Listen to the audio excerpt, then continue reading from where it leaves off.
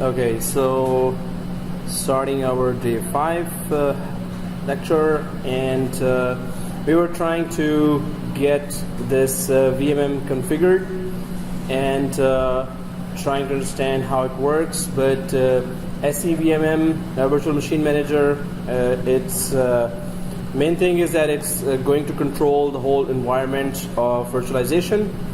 And if I just create that quick diagram here for our machines, right now we have these 4 servers here. Okay, nice style. Okay, so let's just go for DC. So we have like server 02, well, that's server 01, and then server 03 and 4. The main controller? Yep. Or we can just give it server 01. So what we're doing is we have now here SCVMM and the 2 Hyper-Vs here.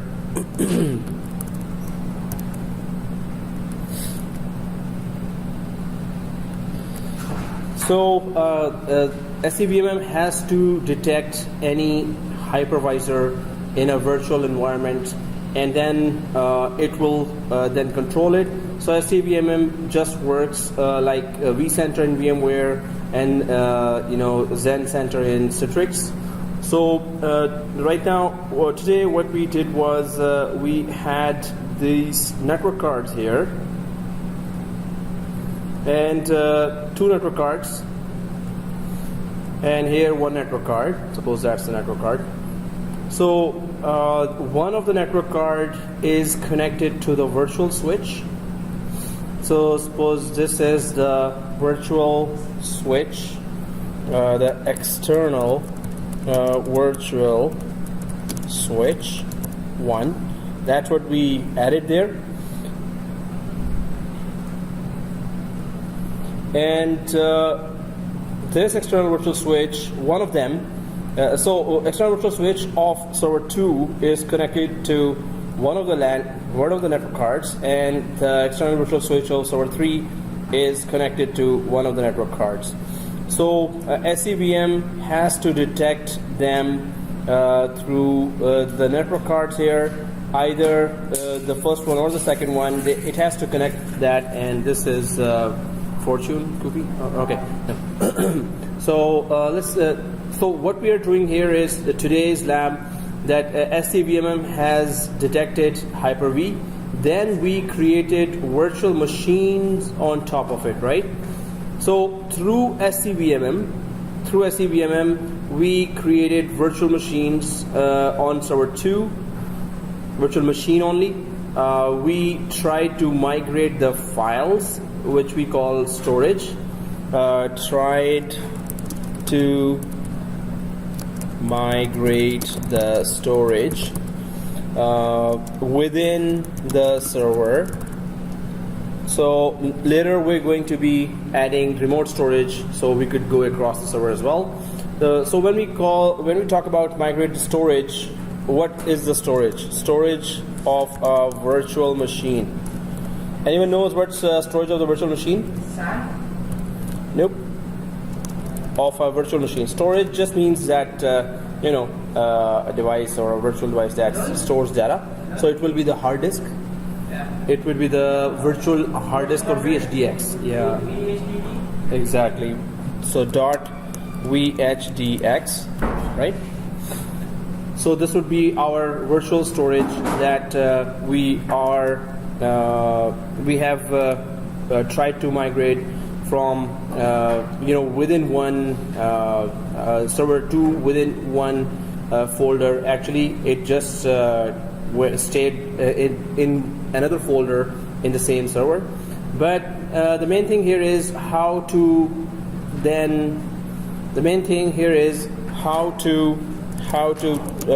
run storage migration, and later we're gonna go for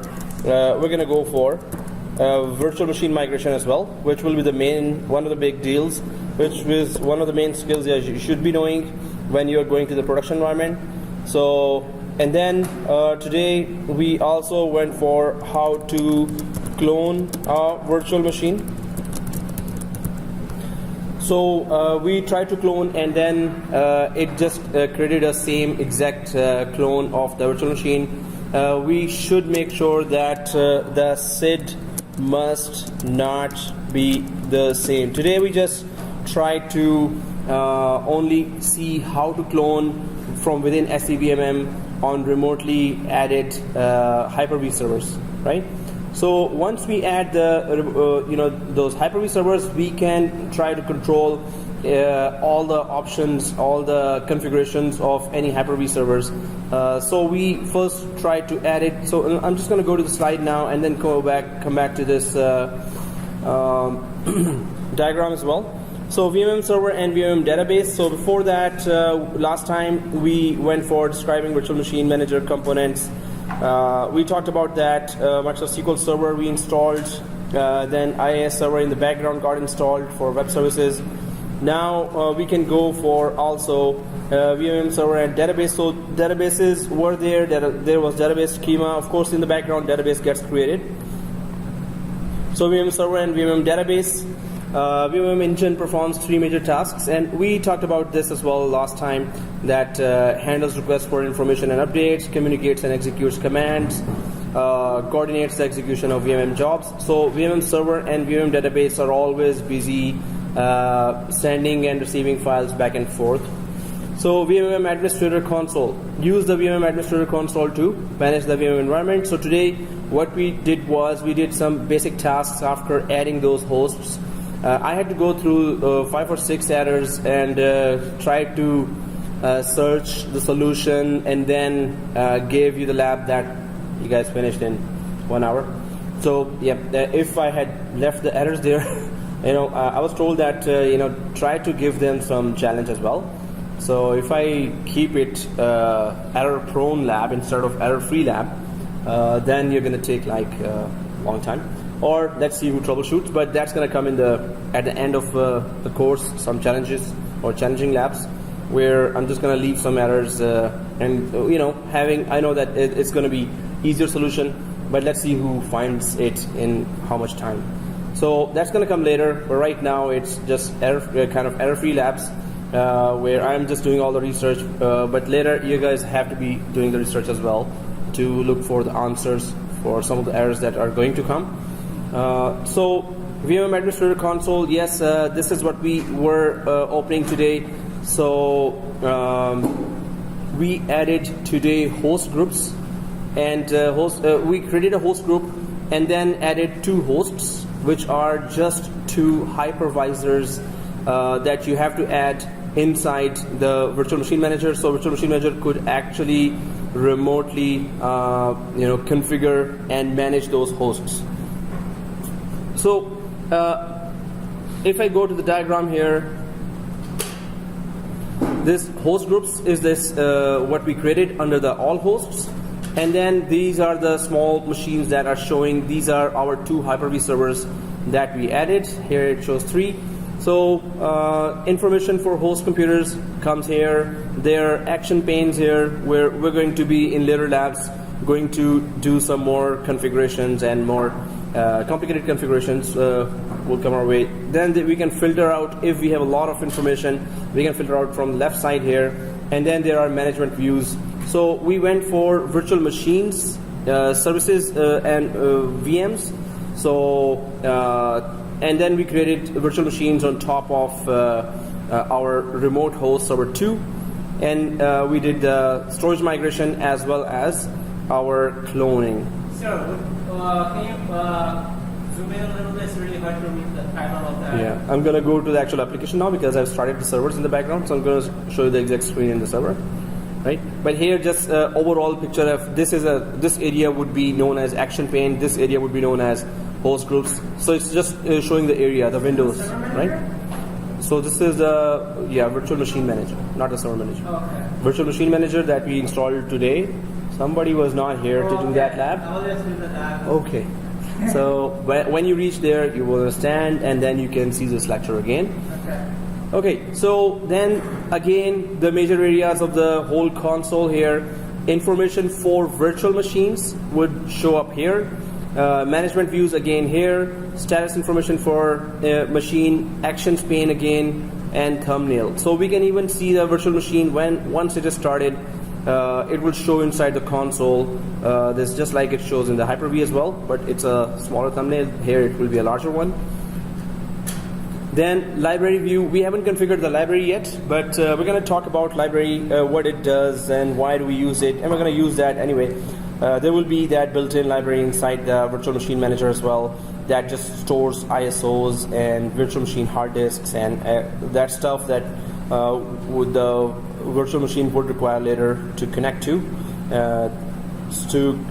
get any amount of virtual machines up and running. So job views, this is the view of the, whenever you're executing anything, whenever you're implementing anything, you're running some processes, they appear inside the jobs window. And today we were supposed to take screenshots of jobs window. It did appear to majority of us, but we're going to be very familiar with the jobs window, because whatever task we complete, the jobs window will pop up showing that yes, this step was taken, then that step was taken. It's going to tell you the sequence of events in precisely what went on in the background when we started the task, any task. So jobs window here will just tell us what went on, if it was successful or if it was having errors. So then there is that graphical view of how many hosts are there, if you go to overview, and how many virtual machines are there per host, and then how many recent jobs were done. So we can trace, suppose it's a large environment, big environment, and there are we have just two hosts, two Hyper-V machines, but in large environments there could be 50 or 100 or hundreds of hosts, and each host could be hosting 20, 30 or 40 virtual machines. So we are talking about thousands of virtual machines being hosted on those Hyper-V hosts. So in that case, it becomes very crucial to look at the big picture, that how much virtual machines are there, and how much recent jobs are being performed by. So many administrators connect in a large environment, many administrators are hired, they are connecting and doing their own tasks, but you can see from the recent jobs graphical view that how many recent jobs were executed, right? So Windows PowerShell interface, we haven't gone to this yet. There will be some PowerShell commands coming in future labs, but we can implement a lot of these solutions which we did today with graphical interface from command PowerShell as well. Especially when you're asked to create a lot of virtual machines, maybe weekly. So you could just come up with the commandlets and scripts that could do that for you. So VMM agents. So today, when we tried to add our two Hyper-V hosts to VMM, Virtual Machine Manager, at that time, when it was adding, actually it was in the background pushing its VMM agents inside the Hyper-V.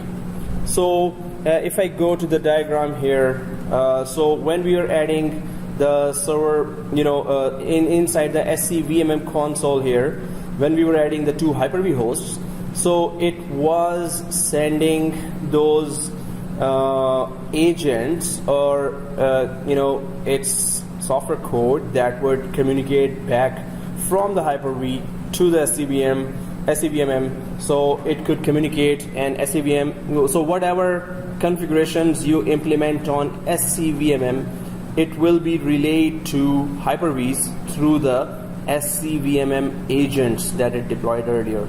So SCVMM deploys those agents, so VMM agents, and one agent is deployed, or one small software code is deployed per Hyper-V, right? So each Hyper-V machine has that, and it's not necessary that it's just Hyper-V.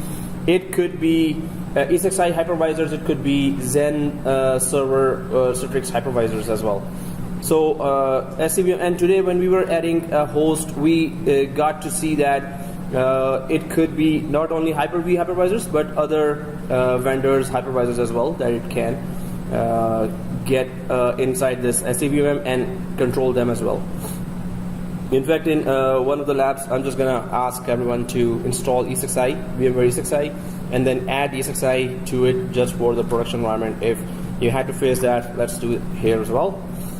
So VMM agents, what do they do?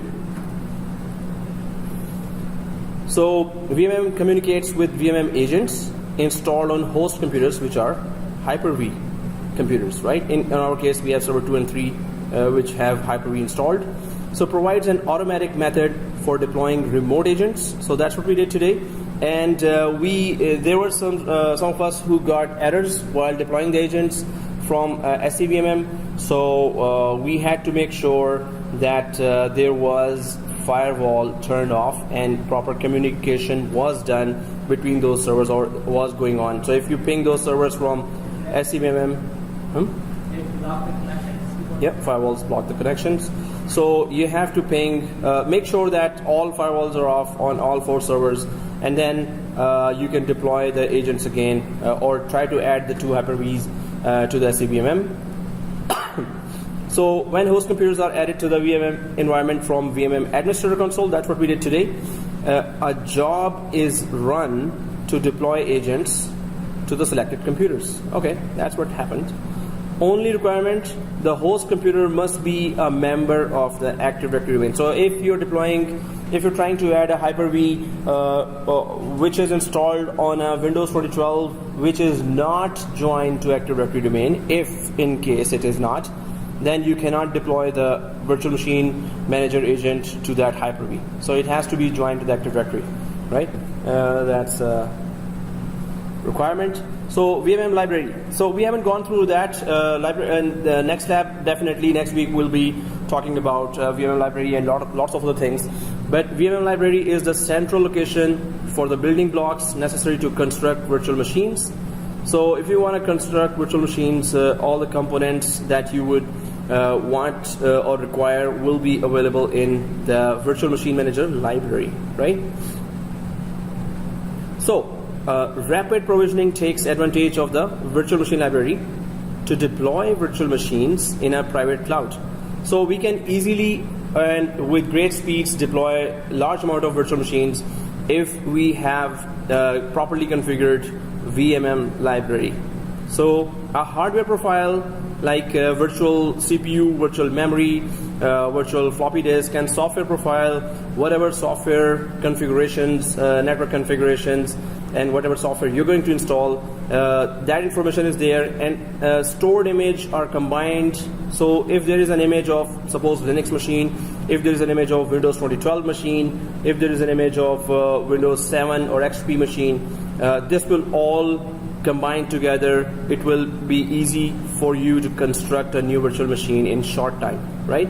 So if you have all the details, and virtual machine manager library contains all that detail, that will help you easily create a new virtual machine. So you don't have to install it yourself, it just creates it for you? No, but you have to still initiate the creation process. Yeah. But all the components will be easily available in a VMM library. Right? That's provision? Yeah, so that's provisioning. That at once you can just over the network, yes. If VMM library is another server, otherwise in our case it's the same server. So if it's the same server, it's going to be fast. Over the network, still it is faster. So we don't have to give a path, oh, there's a D drive or there's a remote shared folder, / type the remote shared folder path. Instead of that, it's just going to look in the library, whatever is there, click, and next, finish. So in the library folder? Yeah, in the library folder. So all of this is done during when you boot from a PXE environment, right? Well, PXE is one of the features of VMM library. It can offer that as well. But this is all about ISO. Suppose you need Windows 2012 ISO, Linux ISO. You'll grab it from there? So it's going to be just one library. So virtual machine can easily access from there if we upload it to the library, any of those ISOs and any of the images, any of the VHD access. And then they will grab the image and then You just have to attach all this and you don't have to give any extra paths. So if it's on the page that I need an ISO, so it will first open the library. Yeah. Is it in the library or not? So if we upload everything in the library, which is the next week's lab, so then we're going to double click and okay, that's it. So that's what it's saying, that you don't have to give long paths of some remote server, some file server. If it's in the library, it's going to easily grab all that, but we still have to manually tell it where in the library, which operating system you want. Yeah, the list will just pop up, which is easier than giving a path and then looking for it and putting credentials and everything. Oh, agents, this slide? So yeah, we've gone through this.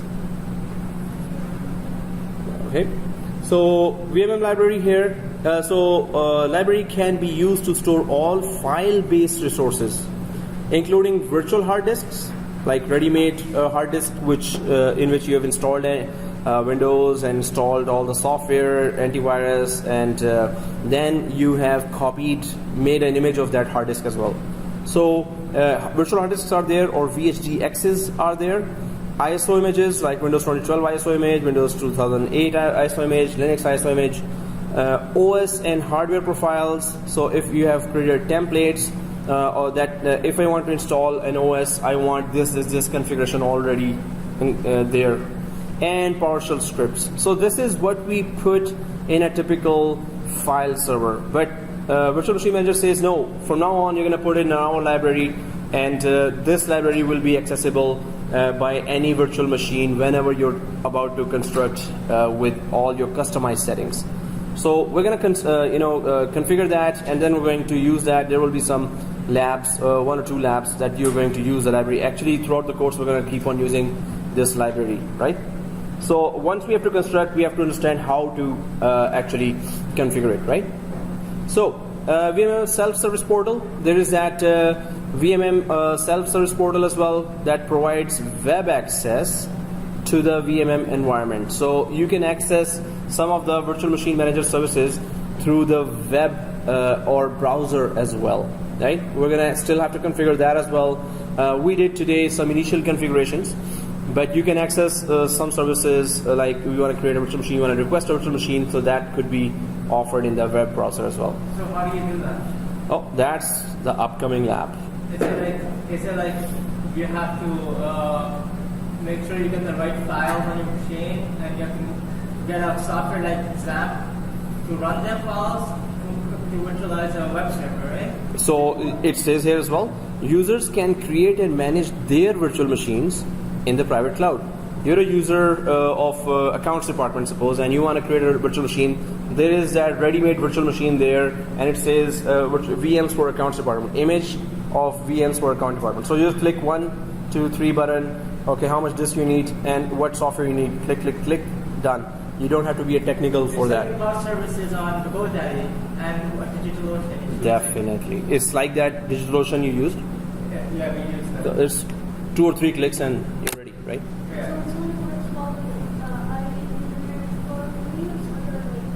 We can use any other browser for that. Yeah, it doesn't matter. The main thing is in the background, how did you configure the web service? So it depends on that. Yeah. So throughout the LAN and when you're connected with 2 branches, you can access that.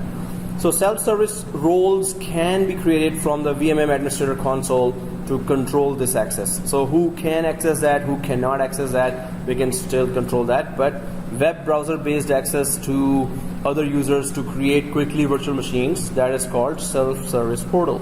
And that could be interesting quiz question in the exam. Hopefully midterm, I guess you're gonna get some quizzes, some boring quiz. But I'm gonna still give hands-on labs, so brace for that. Okay, so here virtual machine permissions, we can give permissions, and when we do this lab of self-service portal, then we can give all these permissions as well. That if you have permissions to start a virtual machine, stop a virtual machine, pause and resume, create a checkpoint for a virtual machine, remove it, local administrator, remote connection, can you connect remotely to that virtual machine, and shut down. So all these permissions could be given to any group of users or one user in a department. Okay, that's what virtual users. That's system bit. Sometimes you catch it on the machine. Yeah. So it's the permissions. So because of that. Change on the user account, right? Exactly. And ours is not a virtual environment. So it's just physical computer you can still give as long as they're joined to the domain, or if you can even. Yeah, but I think our computers are not joined to the domain, I guess. So not. Maybe there are local permissions. They're joined to the domain. No. Our E419 and they are local computers. Yeah. Yeah, library ones could be. Library. Oh, library. Okay. Or our. Okay. Oh. So only maybe their employees would have, joined to the employees' computer, maybe joined to the domain, or faculty computers.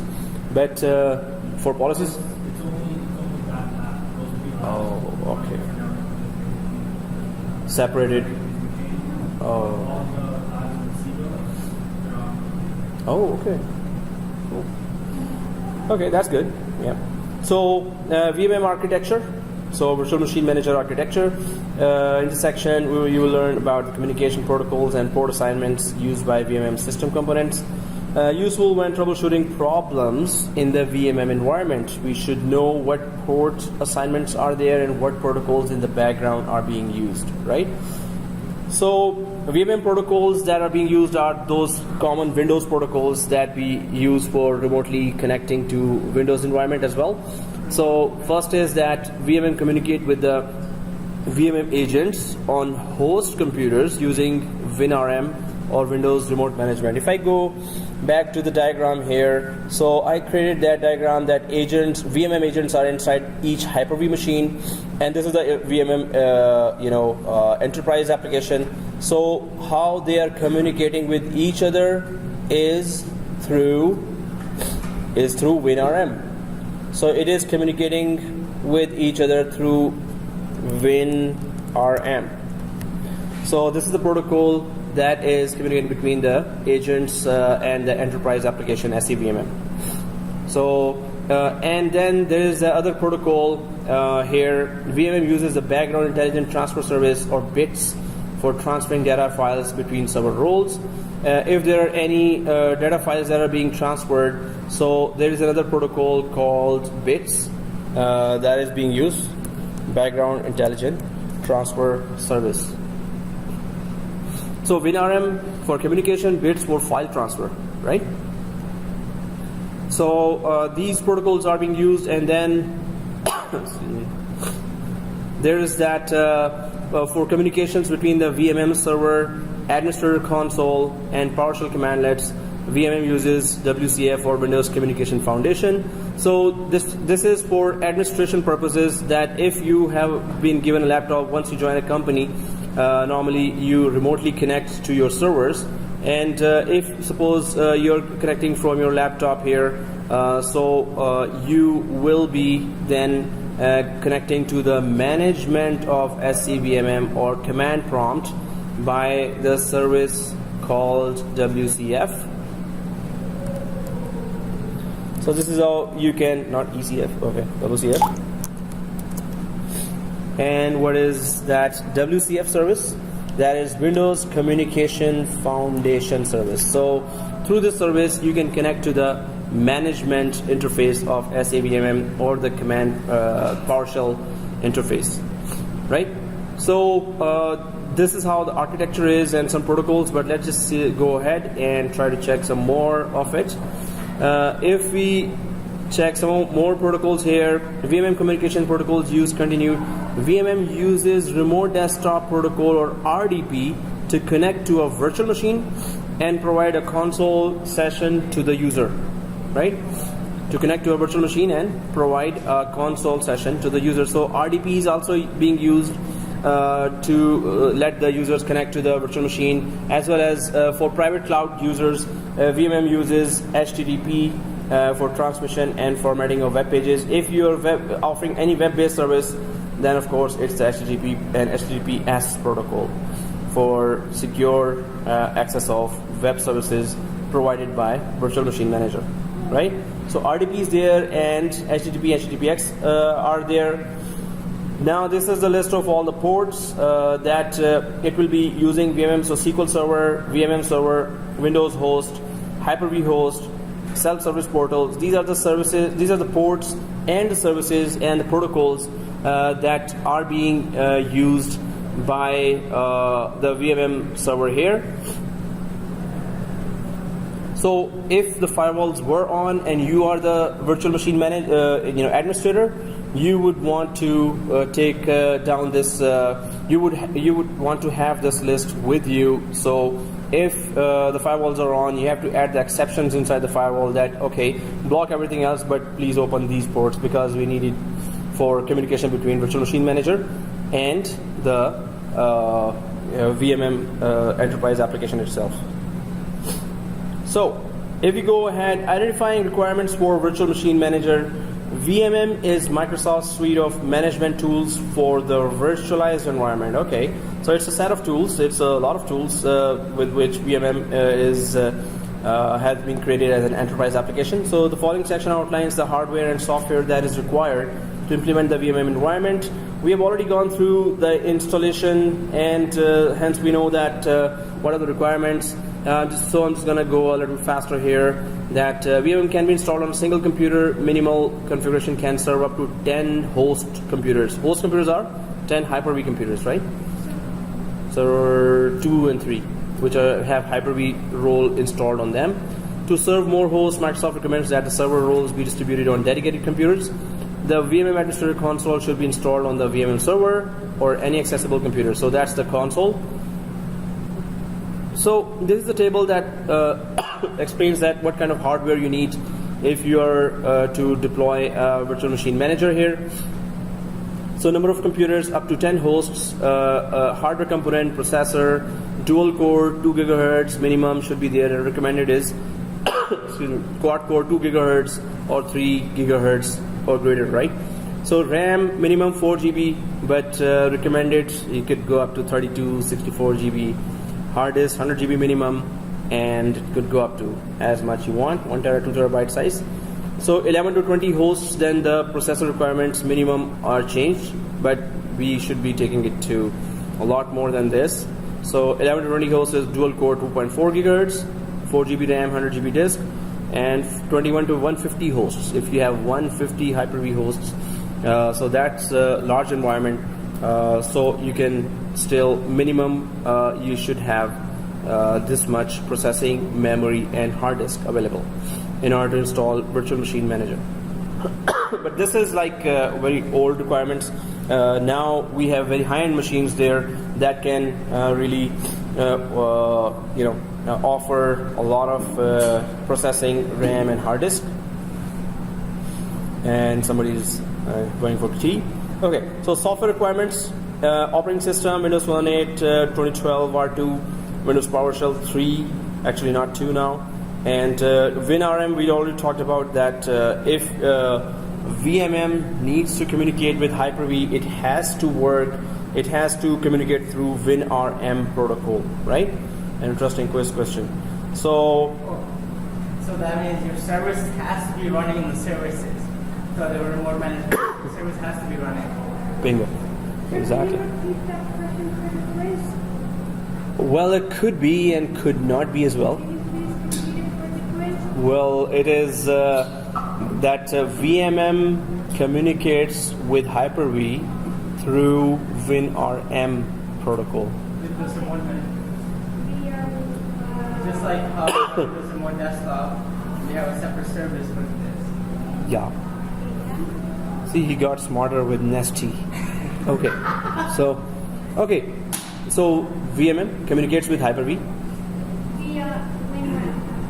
through WinRM, exactly. So, and then we installed already Windows Automated Installation Kit, Wake, and IIS was installed in the background, SQL was installed in the background. We did that, so I'm just gonna go ahead. Was in the previous class you did SQL, right? And the Windows Development Kit in the previous class too? Yep. So you're gonna reach there. I already done that. You already did that? Yeah. That's I'm gonna do good. this week's stuff. Oh, okay, good. Way to go.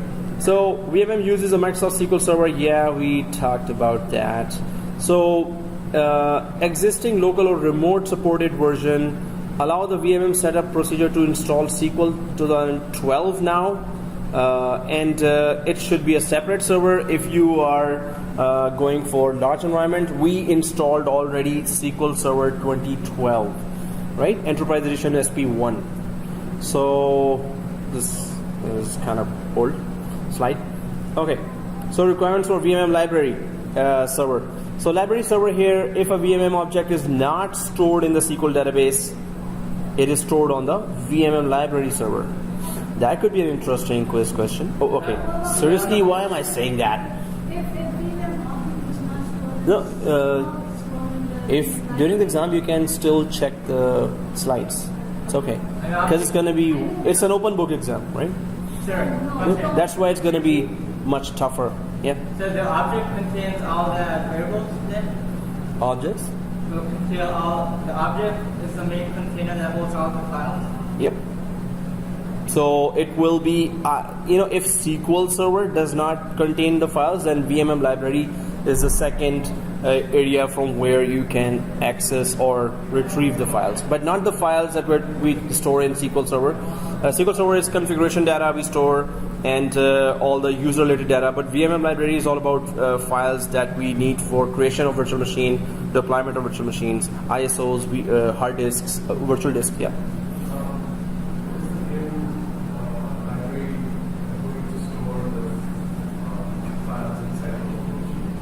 So exactly, in our case, it's the local server. It's in the local. And VM library could be installed separately on an independent server as well, separately. So files stored on this server, virtual machine templates. So what is stored on the VMM library server? Virtual machine templates, virtual hard and floppy disks, VHDXs, right?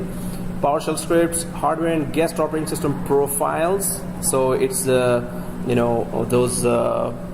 we can say templates, but it's the configuration files that you can attach to any newly created virtual machines having some fixed settings. Stored virtual machines. So you can save all these components in the VMM library. And it could be an independent separate server as well. In our case, it is a local server. Our server 4 is also going to be a VMM library as well. So VMM automatically adds the management computer as the default library server with default library share of MS SCVMM library. So it already shares that with this name, right? So the shared folder created there automatically when we install the library is this name here. Yep. VMM library can be stored in a separate server as well. Yep. So we can just give a path to the VMM enterprise application that VMM library we installed separately. Microsoft Service Virtual Machine Manager. Must be nasty. Okay, so you get smarter with that. Okay, no, you're always smart. Okay. Microsoft Service Console. Yeah. Okay, you're lesser than. Okay, let's just go ahead. Requirements for VMM self-service portal. So there are two upcoming labs that we're talking about right now. One is VMM library, other is the self-service portal. So VMM self-service portal requires a web server with Windows Server IaaS with the following server role services. This is in the background. It gets installed when we were doing our prerequisites to install VMM. These all were configured already in the background, right? So when we were installing VMM on day 1, day 2, actually day 2 and day 3 labs, so these were installed. So this means self-service portal is there. We just need to customize it and offer it or do some labs just to check how does it work, right?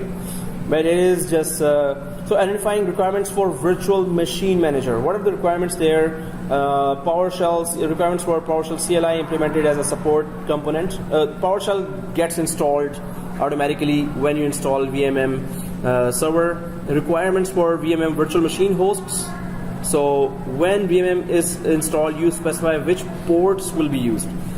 we just go next, finish, and if our firewalls are off, we don't need to worry about the ports. We worry about the ports only when the firewalls are on, and in production environment, majority of the companies, they keep the firewalls on. So we should know which ports need to be added as an exceptions in the firewall. So if installing VMM on a computer with Windows Firewall, the setup procedure automatically configures these firewall port exceptions.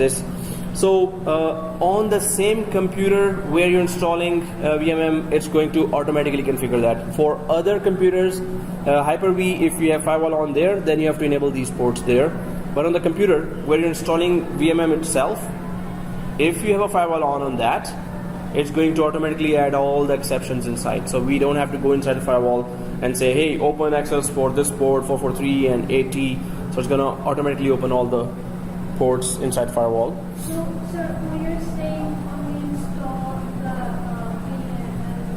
manager, no. So when we install VMM, the firewall ports are automatically added if the firewall is on. That could be a quiz. Oh, okay, no. I should not be saying that. Yeah, could be, could not. So network requirements for VMM, Microsoft recommends network connections of 1 gigabit per 1 Gbps. Nowadays it's 10 Gbps normally recommended because of huge traffic coming from virtual machines, because every heavy as well as lighter application is deployed on virtual machine. Every manager prefers to install all the applications on virtual machine nowadays, unless you have really heavy usage of like SQL Server and Exchange. You would go for physical machines still, but now managers are going for virtual machine as well. Yeah. But there's one problem. Some of the routers these days don't support 10 GB, so there's no point. So you have to upgrade the whole environment, for whole network. Definitely.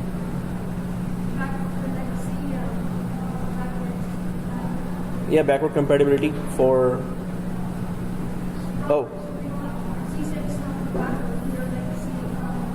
Machines, applications. No, you have to upgrade when you're upgrading the network cards here. Definitely, you will only upgrade when the switches have already been upgraded. Then you will go for. Then you go for network card upgrade. Then 10 Gbps supported, and the wires, Ethernet cables should also be Cat 6e or more, better, right? So all the components of a network should be upgraded as well. Exactly. That right speed. Yeah. So upgrade the speed of the switches, manage switches. Then you upgrade the speed of your network adapters as well. You buy new network adapters. Exactly. Definitely. So we buy new network adapters. So in virtual environment, you have to do that, because one Hyper-V could be hosting 10 virtual machines, 20 virtual machines, 30 virtual machines, right? Each virtual machine may be connecting 100 users, each virtual machine. If there are 30 virtual machines and 100 users connected to each virtual machine, 30 by 100? Huh? 2,000? 3,000. 30 by 100 is 3,000. So 3,000 users are connecting to your one Hyper-V. That means a lot of data is coming and going. This means 1 Gbps will not be good. Nowadays it's like 10 Gbps or more. So and then there's a SAN device is needed to store the virtual disk files in a private cloud. So if I still go to my diagram here where we created the whole environment, excuse me. So we can go for that SAN as well, although I've talked about it already in previous classes as well. But whenever we are creating a diagram without SAN, it is okay. I was going for SAN picture. I don't know what else comes. Okay, there's the SAN picture. Cool. So any of these could work. They're just offering a lot of disks remotely. They're called LUNs, logical unit numbers. And when we deploy that, So how do the switches have the hard drive in there instead of? The switches, they have the hard drive in there. Well, yeah, you can say it's a console full of drives. It's a box full of drives. It's a tower full of drives. So and it's made that way so you can take out in drives and make it highly available as well. There's SCSI. There's SCSI, iSCSI, and then there are many protocols. When you go to SAN, we're going to talk about those protocols. The hard drives, virtual machines, always their files are always living here on SAN, right? So we need that SAN in our small environment, slow and small environment where we need SAN. So our domain controller will do that, and there will be a full lab you can follow to offer the SAN disks to our Hyper-V environment. Which files live on the SAN? So virtual machine files live on SAN. That is the library or something. So we can put the library there, it's our choice. But virtual machines are supposed to be, so .vhdx files, which are the virtual hard disk files of virtual machine. So virtual machine always have those files. So .vhdx and .vmem for memory. Every time you open a virtual machine on your computer, when you migrate virtual machine, you have to import a new virtual machine on your computer, right? Do you open it with the virtual hard drive? Do you open it using the VMX file? So VMX file is like a BIOS. We have our laptops and desktop have a BIOS, right? Where you configure anything and how the computer will work. It's the brain of the computer. I think you do it both ways, right? So VMX is the BIOS. So definitely if you want to start this hard disk, you have to first start the virtual machine, and then it will access the hard disk, which is sitting in the on the SAN itself. You said VMX is the Brain of the virtual machine, like a BIOS or a brain of virtual machine. So we made those changes in the VMX file, right? Yes. So VMX file is like the main configuration area, and we're not supposed to mess with that or touch that. Unless you know what Exactly, unless we know what to do. Definitely. If it's coming from the vendor, from Microsoft itself, then it's just safer. Yeah, exactly. And if we really need to do it.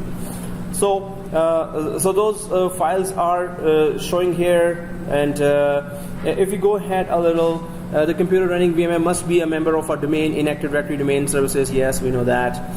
So installing configuring virtual machine manager, we did that. Prepare to install, scan the management server.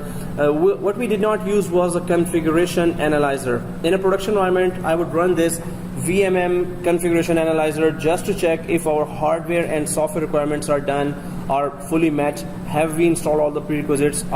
Is this hardware, the processor, RAM, and network card, are they really compatible with our VMM installation or not, right? So configuration analyzer is an extra tool. This is these kind of tools are available for all kinds of big enterprise applications that you install that tool, and it analyzes the hardware first and then recommends, oh, this hardware is not compatible or this hardware is okay for installation of this application. Suggestions like this drive is out of date, must update this driver. Yeah, so it's going to be report there that what component, hardware component is compatible or recommended, or what is not recommended, not compatible. So deploy the VMM server with the necessary software support, install the VMM administrator console. That's what we did when we were installing Virtual Machine Manager. Again, this using the VMM configuration analyzer, we can use that to verify the computer that will become the VMM server is compliant. The main thing is compliancy, right? So is it compatible with all the VMM requirements? Have Microsoft actually put it in the HCL? Yep, HCL, which is hardware compatibility list. So so this is Microsoft baseline configuration analyzer. You should be running that before, in the production environment. You should be running that before installing the VMM configuration. In our case, we just went for it. Okay, and it installed. But yes, this is our private environment. In production, you should go for that analyzer. So this is how it looks like, Virtual Machine Manager Configuration Analyzer. It will just try to check if the hardware is compliant with. We installed this last week, right, sir? Yep. Mm-hmm. We installed this last week, but some of us didn't use it yet because some people online. Configuration Analyzer? No, The VMM. The Microsoft Lecture has Virtual Machine Manager in there, right? Yeah. I still haven't touched that yet. Oh yeah, yeah. I'm gonna use it. I The installed, I didn't. configuration manager you're talking about, right? Or virtual machine manager? Virtual machine manager. Yeah, that's what we did last week, and today we further installed it, configured. but we didn't touch it. Today we touched it, Oh, and you're about to do that. Yeah. Today we created virtual machine, we added the hosts and did the whole thing. So deploying the VMM server, we did that already with Windows SQL 2012, and default library share will be sufficient until a second library share for the SCSI storage is implemented. So decide where to store the files required by the virtual machines.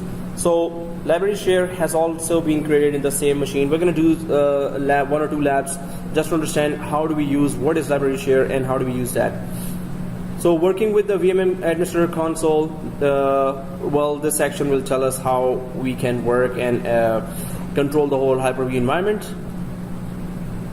So if managing a large number of hosts, computers, knowing physical characteristics of a selected computer is useful.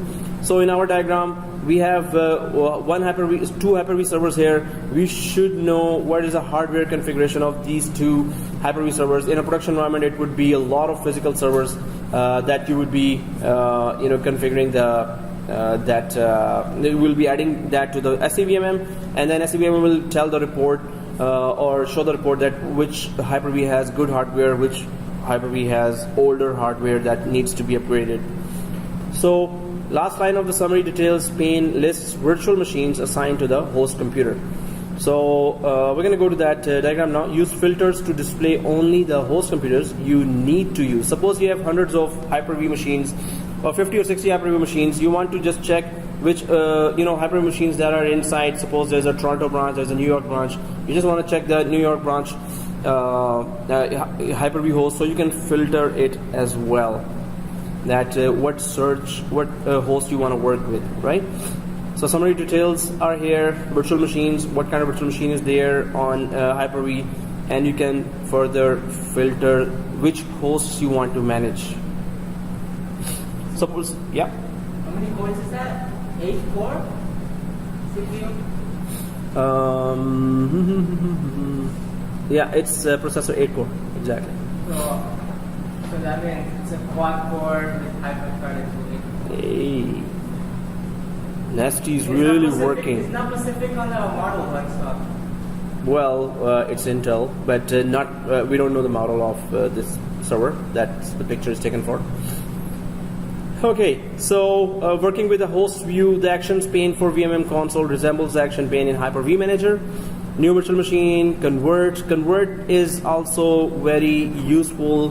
Then P2V is a task that you will be asked in the interview as well, physical to virtual. How do you convert a physical machine to a virtual machine, right? So in that case, we will be doing that, and it's going to be a little tougher in our environment, but we'll try to manage something that we need to convert a physical machine to a virtual. We don't have a physical, so there's a P2V and there's a V2V as well, virtual to virtual conversion as well. So virtual to virtual means if it's a ESXi virtual machine, it could be converted to a other Hyper-V virtual machine, right? And Hyper-V virtual machine could be converted to an ESXi. There's a break here, I think, or maybe a permanent break.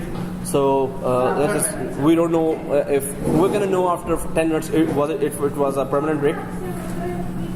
So virtual to virtual is for converting from EXI to Hyper-V. So in the Hyper-V. Resuming now in 3, 2, 1. It started already. So working with the host view. These views we can check there in our lab as well. The status tab is a good place to check on the health of communications between the VM server and the VMM agents. And click the VM tabs to see summary information. We did that already. So I'm just going to go ahead actually. Working with the virtual machines view. To switch to virtual machines view from the host view, click the virtual machines bar in the bottom. We did that in the lab anyway. So we have filters, we have view that we can change. So that's what it shows here, virtual machine view here and host view here, right? Okay, so there is There's a teacher in front of you guys. Okay, thank you for realizing that. Okay, working with the virtual machines view, and again, there's a checkpoint that we can create for virtual machine, difference between snapshots and checkpoints. When using checkpoints, you can add a comment to help identify them in the description field. Huh? Either some of the words in the lab are weird. It says da. Da. Okay. Yeah, well, I have to check that, why I just said that, if it's my lab. It's a SharePoint. So if it's not this lab, we can discuss that later. Thank you very much. Okay, so to view checkpoints that have been created, click Manage Checkpoints in the Action pane. We already created those checkpoints when we were doing Hyper-V, but this is the view of, okay, yeah. I'm almost there.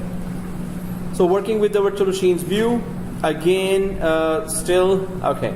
To view properties of for a virtual machine, right-click the virtual machine. Yes, we know that. This is so basic. Use the owner tags. General tab is there just to put some more details and for the security groups, username or security group to the virtual machine. This is the general tab where you can put description, what is the purpose of this virtual machine, tag it as well, and owner's name, select from Active Directory, and we can just put that owner name here as well. Ease of accessibility? It's just who's the owner, which department this machine belongs to. Department's not owner, not an individual. It has to be So, a department. yeah, it could be owner, could be the department, head of the department, right? So, okay. Working with, so advanced option found in the left pane of the hardware configuration tab, integration services. So let's just see that as well. All 5 services are selected. There are those integration services are always the basic services. Operating system shutdown, time synchronization, data exchange, heartbeat, and backup by volume snapshot. All critical services. Heartbeat for high availability, backup also to restore if the machine is gone. It's a feature? So it's one of the services here, 5 services. So this is it. There is hardware configuration here. Actually, not this is it. It's gonna still come. So if we go for advanced tab here, integration services, right? So this very small text here shows that there's integration, sir. It just. They're running in the background, sir? Huh? They're running in the background? They're running in the background. They're available whenever you want. You want to back up, you want to synchronize, you want to start the heartbeat because of implementation of clustering. So integration inside the integration services, all these services will be available. So all of the services background or only like... Well, if you start running it, they're gonna run it in the background definitely. But they're off. So whatever you enable gets enabled. Okay, yeah. So, okay. So, actions, other tabs in the virtual machine properties view, custom properties, settings, actions. So there's going to be a diagram for that, but we can set quota for the virtual machine and use this tab to add a new property such as an application running on a virtual machine, enter to 10 properties. Let's just see that as well. We did try to do the storage migration today, but the main area to migrate, main entity to migrate is virtual machine itself, and it has to be normally migrated from one server to the other server. So we're gonna set up the whole thing after we set up the SAN, remote SAN as well, which will be a Windows-based SAN in our case as well. But we can use some other SAN as well. It's just that any other SAN like EMC software SAN or NetApp software SAN, it requires a lot of memory, and that's what we really not have. Memory. RAM, yeah. That was a problem. Just to run our environment till now is a problem. So if I add EMC or any other, I was emailing them all the time, hey, please increase the RAM, we need to experiment new stuff. Which is being used in the production environment. So they did not increase the memory. They don't have it. So, but yeah, we have to keep fighting. Huh? Okay. EMI? So migrate virtual machine wizard. To start the wizard, go to virtual machines, view of the console view, click the desired virtual machine, click migrate storage in the actions. Today we did the migrate storage, but within one server we did that. That's not migration. It's just moving between one folder to another within the same server. But migration, the real migration would be from one server to the next server, and we need to do that carefully, and that would require many other configurations to be done. Today we were just basically touching all the services after we have configured properly the VMM. I'm going slow in our labs because on VMM there could have been a long list of labs. If I just put all those labs in one day, I mean you're gonna see so many errors coming, or it will be so slow. So that's why I'm just putting very simple labs. Especially after the midterm, you will see all the difficult ones coming. So by that time, you will be really adapt, or you will have better confidence on the current environment. So you could implement some longer configurations as well and get to test them properly. So select path, that's what we did today. We tried to migrate the virtual machine files like .vhdx and others, and it was asking for a path, but this is a picture for migrate virtual machine actually, not storage migration, right? So if you have done this lab today, this would be a familiar screen, and it is supposed to migrate from one host to another host, but here it is still showing exactly the same host as well.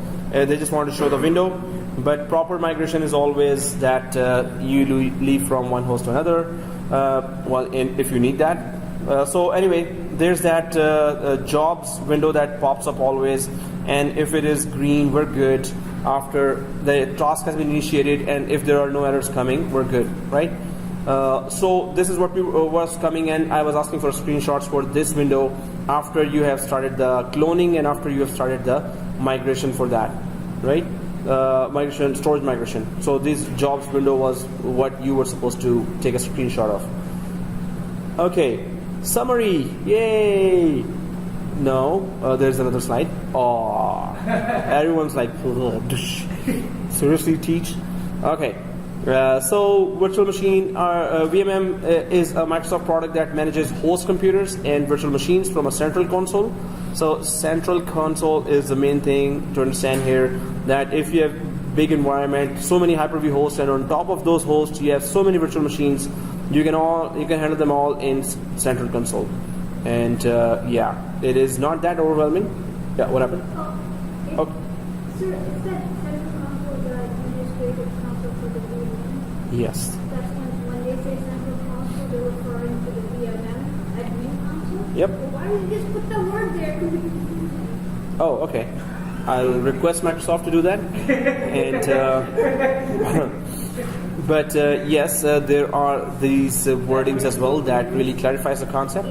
So AKA central console. So VMM uses PowerShell as well, Microsoft scripting language to perform management tasks. SQL Server is used to store various configurations. IaaS to use self-service portal that we haven't done yet, but we will be doing that. Then VMM combines a number of Microsoft communication protocols, WinRM, BITS, and Remote Desktop RDP. Then prior to installing VMM, a check is made with the configuration analyzer. You should always run that before installing in a production environment VMM.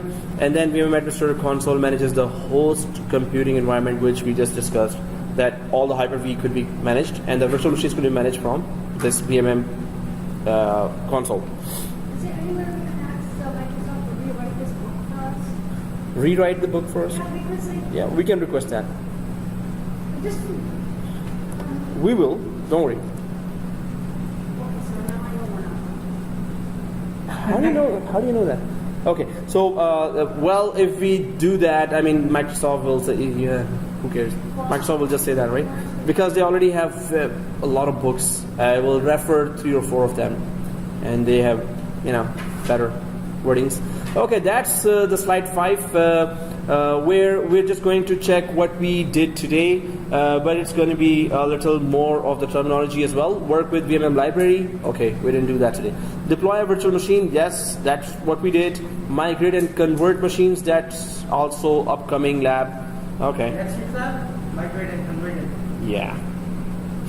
If we didn't do that, I don't know, we should be discussing that or not. But if we will repeat that concept just when we do the lab as well, and we try to understand now.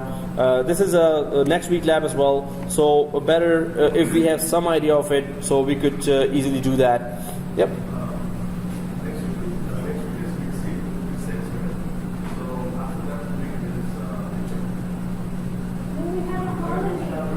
Oh my God. Actually, we have a holiday. Because of That's a family day. Week 7 is a family day, right? Family So day. is that a good O or a bad O? Is there, Okay. it's, so how do you say family in Urdu? Family. Yeah. How do you say that in Urdu? Khandan. Khandan Maladen. Waladu. Oh, come on, man. It's recording right now. Okay, so guys, resume here. Working with the library, we can just understand this upcoming topic as well. VMM stores building blocks for virtual machines in a common share called library. VMM stores the following building blocks: hardware profiles, operating system profiles. We're going to have labs to understand what are these profiles we're talking about. Templates, virtual hard disks, floppy disks, ISO files, stored virtual machines. It's like a file server within the VMM environment. It's a library Infrastructure, definitely. So it shows like this in the VMM, that if you expand the library, then you can just, this is the shared folder SCVMM library that will host, so VMs and templates, VHDs, default library share is this. All hardware and operating system profiles are here in the profiles. Profile is just ideal configurations that you can implement on other virtual machines, right? But we're going to talk about that. We're going to implement through a lab. So working with the library, you can use Windows Explorer to paste files in the VMM library. It is available as browser based as well. You will not immediately see objects added to the library, not immediately.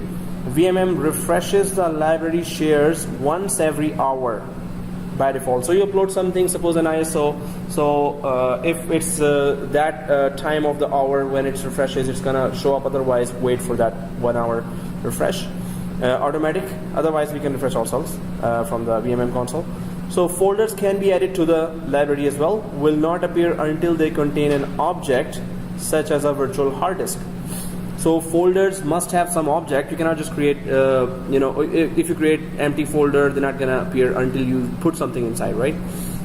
So hardware profiles, what are those?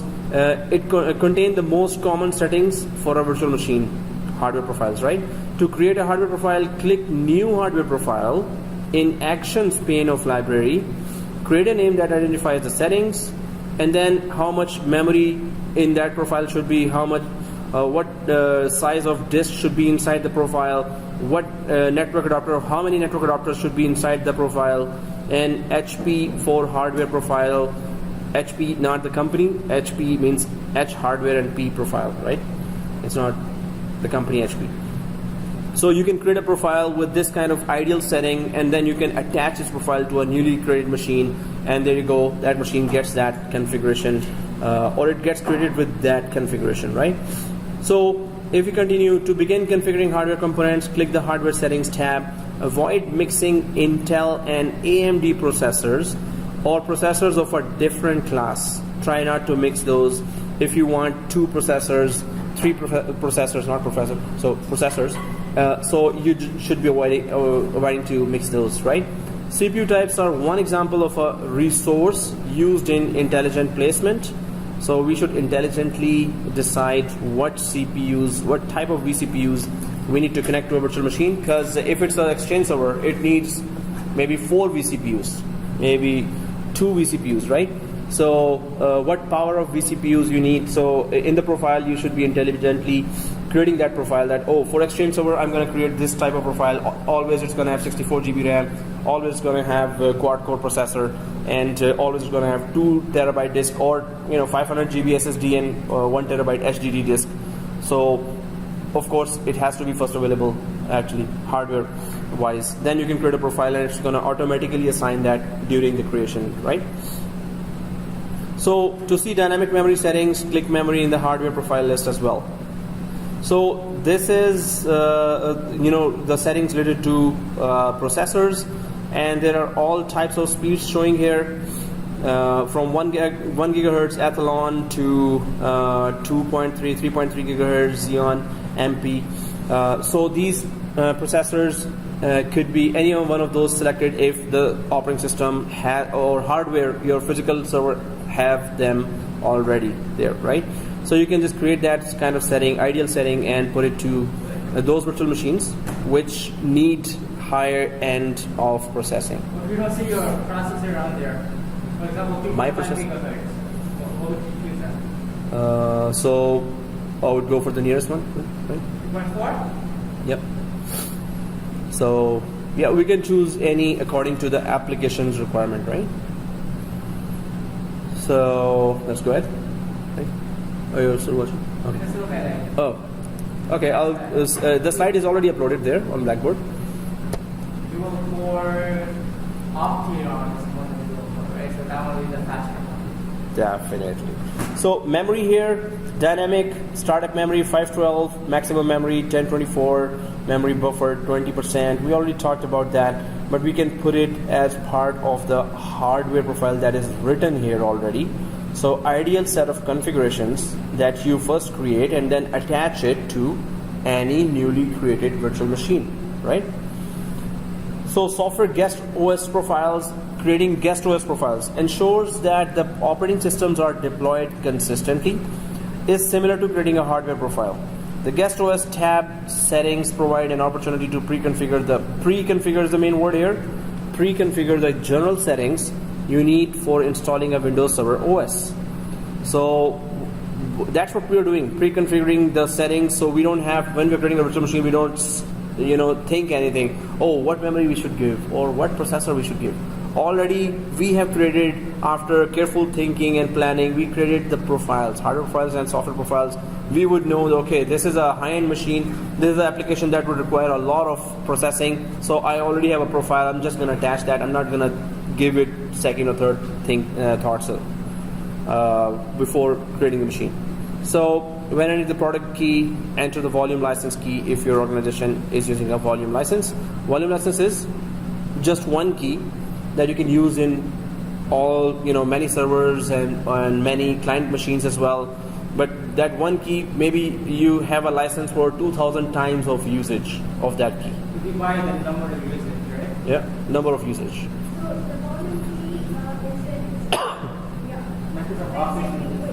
Is per user or how many users can you get with one volume? So volume license is for normally per device, but per user as well. It depends on your configurations and requirements. If it's a huge amount of users, go for per user. If it's less amount of user and devices, then go for per device. So, but like some Office uses volume key, right?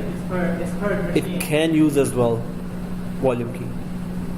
Like you can there are many other ways. The volume key, like how many users you want to use that key.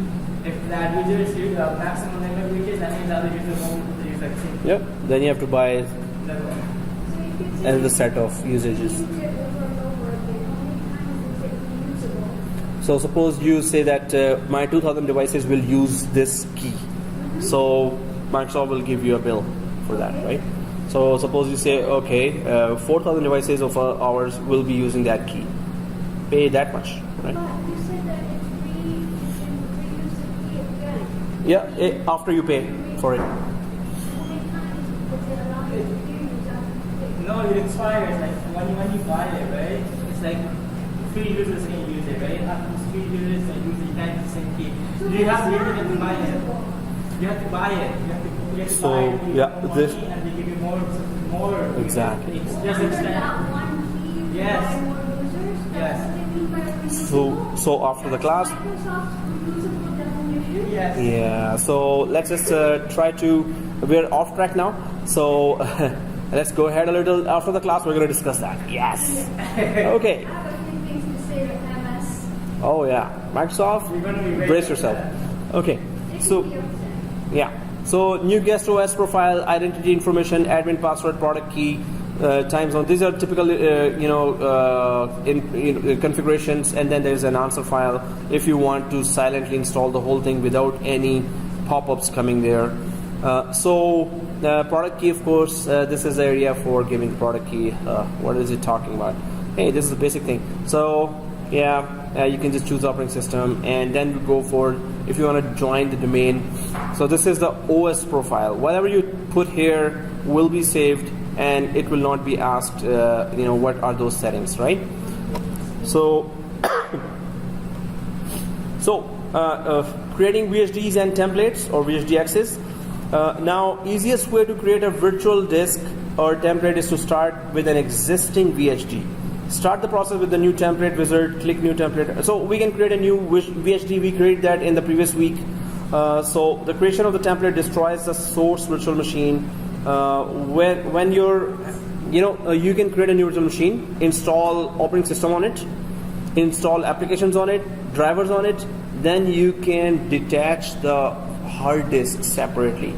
Now this hard disk has, suppose Windows 8 installed on it, and all the applications installed on it and perfectly configured. So you can create a golden image of that disk and create more clones of those disks and attach it to other virtual machines because it's a perfectly installed disk. Hard swappable.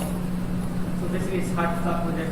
So you made another image of that disk, and because that image has the main running operating system, Yeah. click that and click the drive and attach it to another machine. Yeah. So to an empty machine, you can attach this as an existing disk, So that's which is also pre-configured. how you make the hardware into virtual. Is that how you do it? This is one of the ways we can make it. So what is the point? Because isn't it the whole purpose of virtualization eliminating hardware? It's hardware profile we're talking about, which is virtual CPU, virtual RAM, virtual network. So it's not the actual hardware we're talking about. And we're talking about that template is created for a VHD, which is a virtual disk only. So you have a configured operating system installed virtual disk. You can create a copy of it and attach it to any new machine as an existing disk. So when you create a new machine, you don't have to install any operating system, you don't have to install applications. That working virtual machine hard disk you can attach to any virtual machine.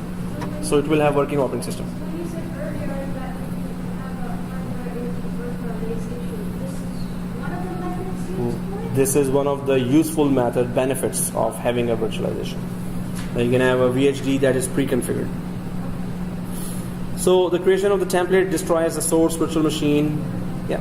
So we wait that people are like in the after hypervisor. Yeah. So hypervisor is there. On top of it, you create a virtual machine, and there's a VHD empty, suppose, and then you install operating system applications on that. After that, you shut down the machine. When it is perfectly installed, everything, you shut down the machine.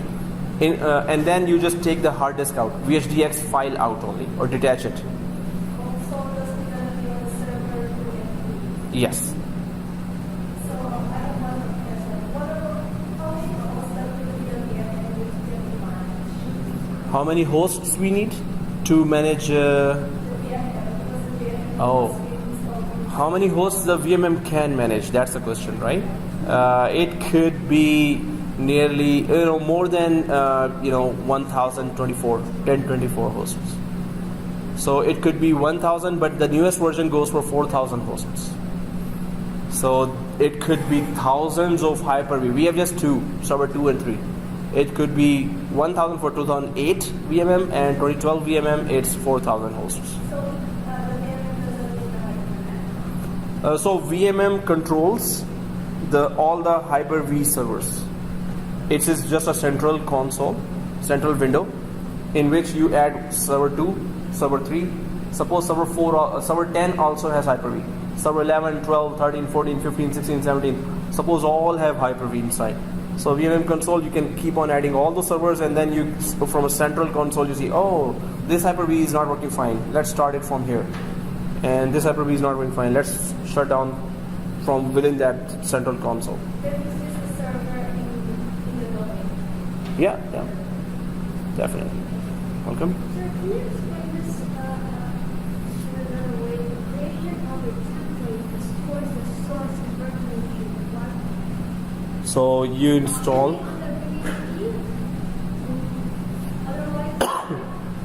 So first of all, there are two ways to do that. And first way is this, that you create just a new VHD, or create a new virtual machine. Yeah. Create a new virtual machine with new VHD, VJD, no, VHD. No, where's my friend? Or VJ? Oh no, just kidding. So yeah, create a new virtual machine with new VHD. So install. Zero is actually OR. Yeah. So install OS and applications on this VM. Then detach the VHDX from this VM and create an image of it. So these could be the main steps here that you would follow if you want to create a template for that, right?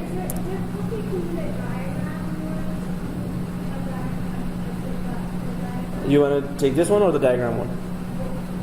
Okay. Okay. Yeah. So if we create, so if we create a virtual machine here, and there's that disk here inside. So there's a disk, and on top of it is the OS, and on top of this are the applications, right? And then you just take once it is perfectly installed, you detach this. So you go and detach this VHDX, and then make a golden image of it. Create more, create clone disks and attach to existing virtual machines.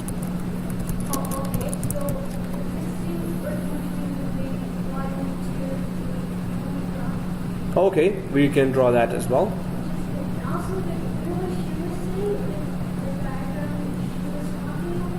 She was just asking about the central console.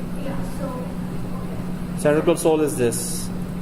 So this SCVMM controls all the Hyper-V, Hyper-V 1, Hyper-V 2, Hyper-V 3, 4, 5, 6, 7, 8, 9, 10.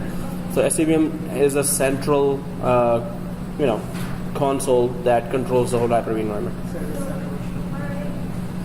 Yeah, and all the virtual machines.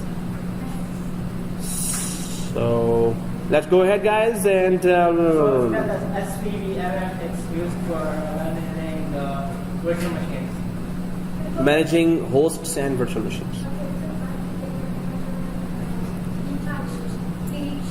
So that's the VHD, and servers? Yep. Other virtual machines. Yeah, and then we have to attach it to other virtual machines. That's all. Can we make full copies? Yeah, full copies. How many copies? One copy per virtual machine One original golden copy. of virtual machine. However many, right? One hard disk per virtual machine, or two hard disks per virtual machine, but this will be one hard disk one per virtual machine. Okay, so and there's the picture, and let's go ahead now. And so here the creation of the template destroys the source virtual machine. Once we make a virtual machine our template, then it is unusable. It becomes a template. Template means you can only create copies or clones of it, right? Whenever it's a it's called template. When it's a virtual machine, you can use that.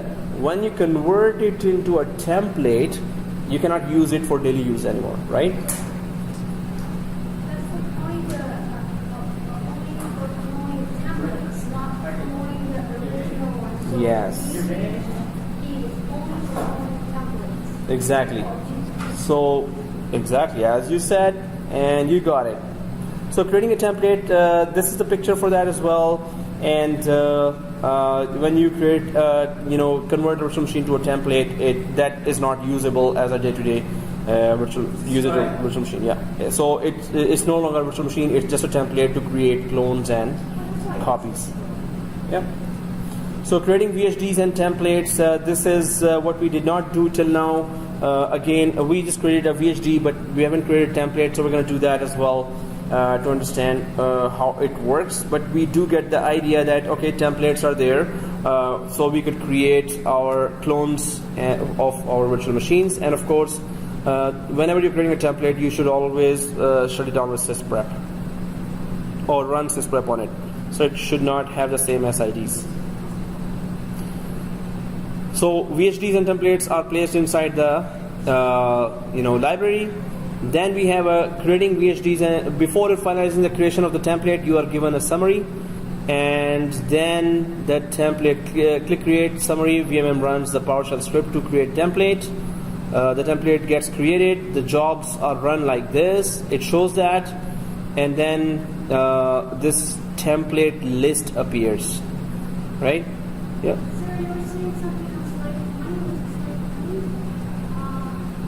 That's still the script gets created for that, right? Yeah, sysprep has to be run when you're creating a template. Sysprep has to be run when you create a template. Okay, so we can just carry on now till 8:30. What? No? Okay. So yeah, hey teach, we're just waiting. Come on. If you want to 8:30, you should just take a break till 7:30. Okay. So let's go ahead. We can do the labs. So here it's just showing the pictures, which is showing this process of creating a template, and the template list is then shown. But we're going to have a lab for that, and we're going to understand the whole thing when we do it once. So if in the background you have gone through some of the theory, you will be able to understand in the lab as well what we are doing, right? So steps are in the table as well, in detail, which we just talked in detail as well. So create VHDs and templates. If you want to modify the created template, click the template name in the information pane of the library view. So we can edit the template as well if we wanted to do that. Suppose every 6 months there are Microsoft updates there, so you have to edit the template and update it with latest Microsoft updates as well, right? Yep. No, just installing the updates, because all the other applications are already carefully installed and configured and customized. So we don't want to go through that long process. We're just updating Windows updates. Then shut down the template again and keep creating clone with latest updates now. So, what? Yeah, we can edit the template. We have to edit the template. It cannot be a template with older configurations. So there's that procedure also shown here for editing the template by attaching the template to a virtual machine. By attaching that virtual hard disk to a virtual machine, then starting it and then installing all the updates to it, right? But we're going to do the lab and we're going to go through the process as well. But the main thing here to understand is that templates and VHDs could be created and could be attached to running virtual machine. Yeah. So templates and VHDs are always placed in the library and edited.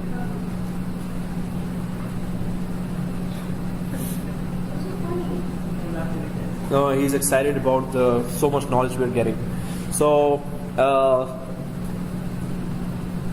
deploying virtual machines in this, well, there's a section for that. and infrastructure as a service model. In this IaaS, we have talked about the infrastructure, the cloud models, and one of those is infrastructure as a service. And when we are offering virtual machines to be created by the clients for their use, then it is called infrastructure as a service. Infrastructure as a service. A standard image is created for each application. A greater computing power is needed in the private cloud. Additional virtual machines are deployed. So we're going to start creating those virtual machines with applications. We're going to try to offer this option for non-technical people and users, especially if you want your private cloud to be successful, that it should be very easy to create virtual machines and then manage the virtual machine and manage the networking and manage the hard disk and memory of that. So now they're just creating a new virtual machine, which we already did a lot. So I'm just gonna fly by that. Deploying virtual machines, yes, we did that. We deployed today a virtual machine from within VMM, and that's how it looks like. Deploying virtual machines require at least one virtual network. Yes, we created that network as well. Yeah, stay away. Okay, so yeah, let's just go ahead. Additional properties deploy. So we're gonna just start, guys, with migrating and converting later, because in the next, especially before the midterm, I need to add as many labs as possible, so I could say, put that in the exam as well. That would be so much fun. As many labs, so I could put in the exam, right? So that will be, the more you will suffer, the more you will go through those skills, the better you will be in the job market. The better you will, sooner you will get a job, right? So I'm just stopping this here, and we're going to. No, it's the last 7 slides. We have 10 minutes. It's the last 7 slides. So which one? The last 7 slides. Oh yeah, it's just 7. This. Well, okay, there was that tough sound, and I don't want to tell what that was actually for. But there are just 7 slides left here. And it is all about migrating and converting virtual machines. Theoretically, we can cover that actually. It's even a better idea. So we could start some newer slides in the next week. And migrating and converting virtual machines to move the files for a virtual machine from one host computer to another. Perform a network migration. So move the files for a virtual machine from one host computer to another. That's called migration of a virtual machine. Perform a network migration, similar to the export import procedure in Hyper-V Manager. To start migration process, right-click the virtual machine and just click the migrate, right? But we need to know what are the requirements for migration. Yeah. Migration. So your CPUs have to match the CPUs. Yeah. If you have Intel, they have to be similar. AMD, and then your other stuff doesn't matter, right? One of the CPUs, Yeah. So one of the main things, network has to be also similar. So migration is about moving one machine to another. You're gonna get this slide anyway.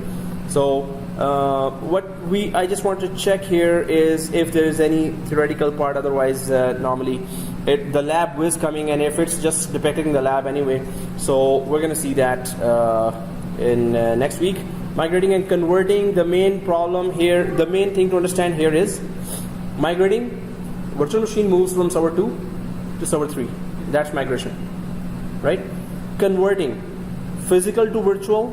So to move the OS and applications of existing physical computers to a private cloud, perform a physical to virtual. What is a physical to virtual migration or conversion? A physical machine is there, and you don't want this hardware to be here anymore. So you convert that to a virtual machine, and ouch. So convert that to a virtual machine, and then you can throw out this hardware, right? You don't need that hardware anymore. Then it's a virtual machine that used to be inside a physical machine. Yeah, you're saying? Oh, you're discussing with it. Oh, yeah? Remote? Over the WAN? Not the same. Yeah. So migration, VMware has that concept of long distance migration over the WAN itself. But within the LAN, in different subnets, yes, it is possible if routing is enabled between the two. If there's no routing, if we cannot ping, we cannot migrate. So physical to virtual, this is it permits preservation of existing investments in operating systems and application development. Suppose you have a big application inside physical server. You don't want that physical server is really old now and slow. So you would just convert that to a virtual machine, and virtual machine could be placed on a very high-end hypervisor, and it would perform very good then, right? That's intelligent, yeah, as you were saying. Yeah, I know what you said that, and I just said the opposite. That's intelligent. So to start the conversion process, click the Convert Physical Server in the Actions pane of the VMM Administrator console. Conversion wizard appears. This is a lab that we're going to do. Is it just an image? But this is, huh?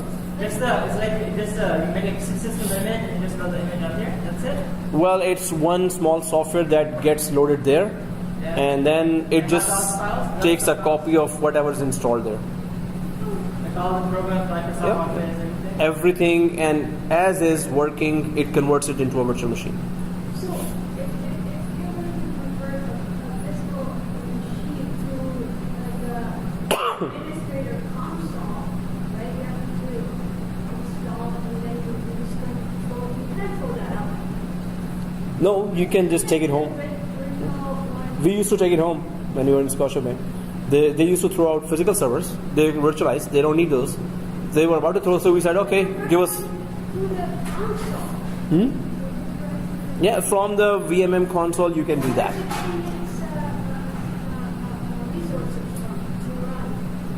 The VMM is running on, VMM is running on top of a high-end server, so we have all the resources to do that. When you do the transfer, all the files were transferred. So there's no need for the other one because all the files are transferred. So physical server we don't need. After conversion is done, we can decommission it. You can use it somewhere else. Yep, we can use it somewhere else as well. And then there's a V2V here, virtual to virtual. That means if it's a VMware virtual machine, you can convert it to a Hyper-V virtual machine. And you can convert any other type of virtual machine to a Hyper-V virtual machine, right? So that's very, very cool feature. If you're getting rid of VMware does the same thing as well. If you want to get rid of Hyper-V, we offer as well. VMware also offer VMware Converter, the application that converts. And then there's a summary. So Abdul really pushed us, and that's very good because there was P2V and V2V, the main topics only there. So summaries, components of the VMM library include hardware profiles. We're going to do that lab. Guest OS profiles, ISO files, templates, and virtual machines are placed inside VMM library. You can create templates and virtual hard disks for the library. You can deploy virtual machines to host computers. Deploy, which we did already. By migrating virtual machines, you can move them between host computers. Okay, that's called migration. VMM can convert physical machines to virtual machines, and that's it. So these are the tasks that you will be doing as a VMware or virtual administrator, Hyper-V administrator on day-to-day basis. P2V, V2V, deployment, creating, managing the library. So that's why we need to do those labs and really understand the steps and concepts behind those. So we're going to have longer labs for these tasks. So yeah, midterm exam will be held. So there will be some labs and some quiz questions. Yeah, definitely on the day I'm going to give a paper and you will know that there is this lab. I cannot tell what's coming in the midterm. So the quizzes,